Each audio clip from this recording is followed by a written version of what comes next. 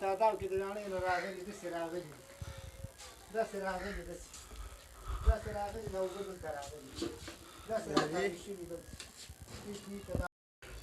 بسم الله الرحمن الرحیم. زه نثار محمد تاسو سره نیغ په نیغ د خپل یوټیوب چینل معلومات د کلي نه مخاطب یم. 3-4 ورځې مخکې باران شوی و، د هغې د کم اباسین سکول خوا سره چې ډنډ دی د دې علاقې ټولې اوبه هلته جمع کیږي او د هغې د نکاسۍ د اوبو د نه وتو په وجه باندې د دې مشر په کور کې دا کم نقصان چې شوی دی، نو راځئ چې د دې نه دغه وکړو تپوس چې یاره تا سره د حکومت د خوا نه یا د موجوده منتخب شوي مشرانو د خوا نه څه رابطه شوې ده یا د امداد کړلو څه پیغام تا ته را رسېدلی دی او که نه.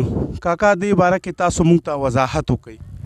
مونږ بس الحمدلله مشران خو په هغه ټایم کې تاسو ټول راغلئ. مقصد مونږ د ماشومان هر څه زنانه هم زمونږ ویستلې د اوبو کې ګیر وه او کالي مالي هم راسره سمدستي لاسره واخېسته چې بل کور ته لاړو. هغه سکول سره خوا کې کور خالي و، هغه ته ورغلو او اوبه راننوتې په دې کور کې. دا کور هم کېنه وم داسې تلي په دې تعداد کې تلي دا د بل کور زموږ دا کویه هم غر کړم. مقصد د سکولو د هر څه نه مقصد دستي متاثره هېڅ هم نشته دی.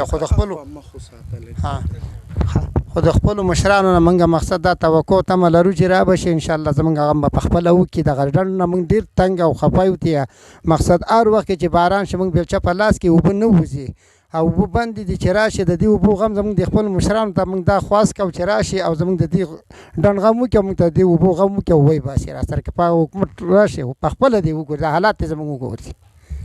یقینا چې کاکا ډېره د افسوس خبره ده او تاسو د ټول قوم سترګې موجوده منتخب شوي مشرانو ته دي چې د ډېرې زمانې راسې د اباسین سکول خوا سره چې کم ډنډ دی نو د هغې اثرات دا تاسو ته وښودلی شو چې دا دی وګوره په خوا کې چې کوم ګلی دي د هغې هم د دې د لاسه متاثره دي او دا حادثات کیږي. نو برای کرم دا ویډیو زیاته نه زیاته شیر کوي چې هغه منتخب شوي مشرانو ته دا نظاره ښکاره شي او دې مشرانو سره د خپل سیډ نه امداد هم وکړی شي او دې سره د دې اوبو د نکاسۍ غم هم وکړی شي چې دا اوبو کومه لار ده نو هغه د هغې حل چې د دې مشران روباسي او دا عوام د دې غضب او د دې مشکل نه وباسي. نو ډېره توقع او امید د دې منتخب شوي مشرانو نه ساتو چې د دې حل ذریعه به دا مشران روباسي او ستاسو د دوستانو په شیر کولو سره چینل سبسکرایب کولو سره به انشاءالله دې مشرانو ته دا پیغام رسي. ډېره مهرباني د الله په امان، الله هم خوشحاله که.